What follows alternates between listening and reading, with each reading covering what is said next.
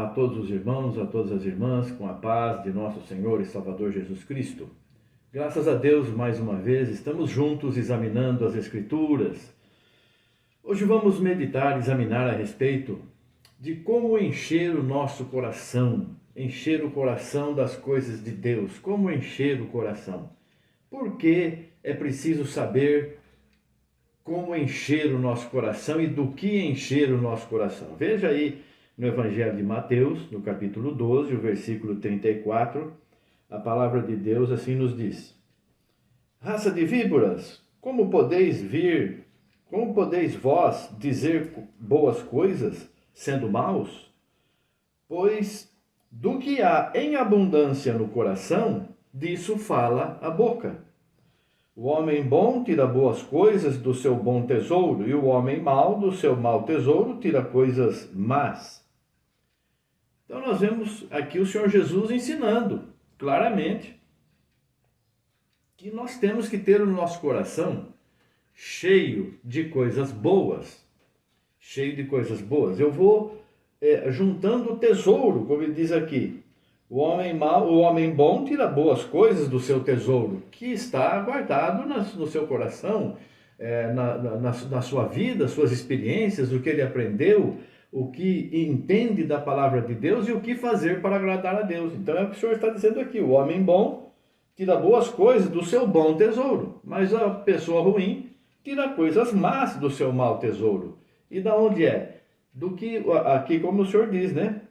O que há em abundância no coração, disso fala a boca. Então o coração é como se fosse um cofre, onde nós colocamos o nosso tesouro, a nossa sabedoria, o nosso conhecimento, o nosso amor, sinceridade, e nós guardamos tudo isso conosco. E quando falamos, nós falamos as coisas boas, porque o nosso coração está cheio das coisas boas. E agora a pessoa que tem coisas ruins no seu coração, do seu coração, do seu mau tesouro, tira coisas más. Então a pessoa acha que é bom guardar rancor, ter ódio, divisão, contenda, não servir a Deus, desobedecer a Deus, não honrar pai e mãe e essas coisas todas. E tem prazer em fazer isso. Então aí a pessoa está guardando um tesouro muito ruim. E além de não ajudar a ninguém, está prejudicando a si próprio e vai receber aquilo que está falando, aquilo que está, conforme está vivendo. Nós vamos receber a nossa recompensa segundo aquilo que nós vivemos e falamos.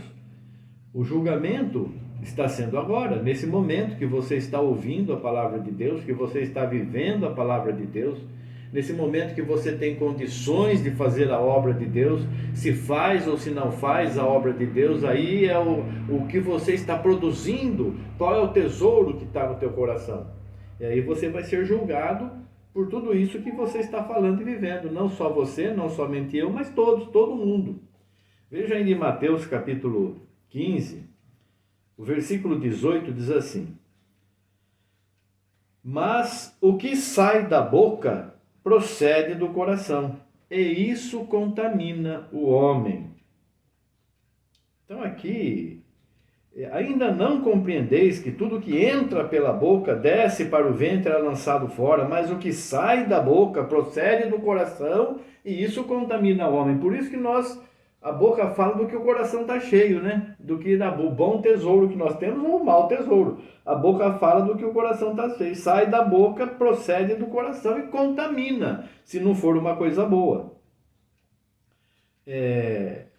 Então, porque do coração procedem os maus pensamentos, mortes, adultérios, prostituição, furtos, falsos testemunhos e blasfêmias. São coisas mundanas, coisas humanas, coisas carnais. Mas se nós guardamos as espirituais, procuramos servir a Deus com um desejo sincero, lutando contra a nossa carne, lutando contra o nosso querer, a carne combate contra o espírito contra a carne, para não fazermos o que nossa carne quer, mas fazer o que Deus quer, e fazemos pela fé, para agradar a Deus, porque sem fé é impossível agradar a Deus.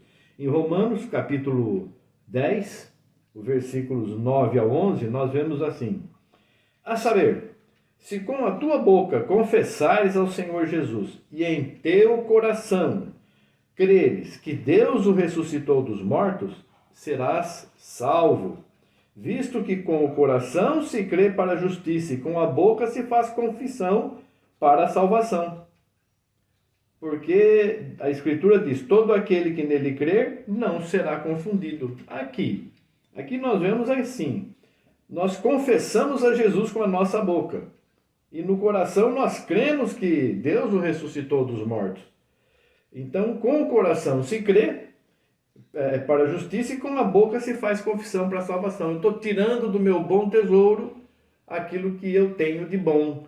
Confesso que Jesus Cristo ressuscitou pelo poder de Deus. Confesso ao Senhor Jesus Cristo, creio que Deus o ressuscitou dos mortos. Então é pela fé que nós somos salvos. Eu não vi, eu recebo essa mensagem que Deus permitiu que os seus servos escrevessem e enviassem para todo mundo, em todas as eras. Eu confio nessa mensagem, acredito em Deus, sei que Ele é poderoso para me livrar dos lábios mentirosos, não estou olhando para a minha carnalidade, mas guardando no coração a fé, e por essa fé que está no meu coração, na minha vida, eu creio que Deus ressuscitou a Jesus Cristo e confesso isso, e a palavra diz, né? Se confessares, se com tua boca confessares ao Senhor Jesus, confesso, meu Salvador, e em teu coração creres que Deus ressuscitou dos mortos, serás salvo. Com o coração se crê para a justiça e com a boca se faz confissão para a salvação. Então nós vemos aqui, a salvação é pela fé, mas a fé não é uma coisa que se apalpe, que se tenha, que se mostre, que se demonstre, tenho mais fé que esse, mais fé do que aquele outro, porque eu estou andando assim, com esta roupa, desta forma, porque eu tenho fé. A fé é uma coisa que nós não vemos. Não temos como... Nós mostramos a nossa fé pelos nossos atos, pelas nossas palavras. Ela é visível, né? Como o Senhor Jesus diz, nisto todos verão que vocês são meus discípulos, se vos amardes uns aos outros. Aí a pessoa está cheia de aparência, né? Como diz lá, eu jejuo 2 vezes por semana, eu dou o dízimo de tudo, eu faço isso, eu faço aquilo. A pessoa está cheia de si, crê que, acha que por fazer tudo isso, e ainda se compara. Eu não sou como aquele lá que nem aparência não tem, né? Aí o Senhor diz que essa pessoa não é recebida, não é recebida. Nós temos que entender que fé é ação, é vida, é testemunho, são palavras de salvação, é perdão, é misericórdia, é amor. Isso é fé. Eu confio que Deus vai me abençoar se eu fizer assim. Eu vou perdoar até o inimigo, vou orar até pelo inimigo para que ele seja abençoado e salvo. Vou orar por ele para que ele possa também receber a salvação, a vida eterna. E fazendo isso, mas eu estou orando pelo meu inimigo, por aquelas pessoas que estão erradas. Sim, elas precisam de Jesus. Então nós temos que orar por essas pessoas. E aí, e se alguém tem algum ministério, se alguém está levantado aí para transmitir a palavra, para ser isso ou aquilo. Então nós vemos aqui um exemplo disso aí. Eu vou ver lá em Jeremias, no capítulo 23, do versículo 16 em diante, a palavra de Deus diz assim: Assim diz o Senhor dos Exércitos: Não deis ouvidos às palavras dos profetas que entre vós profetizam, ensinando-vos vaidades. Falam da visão do seu coração, não da boca do Senhor. Falam da visão do seu coração, não da boca do Senhor. Então aqui, o que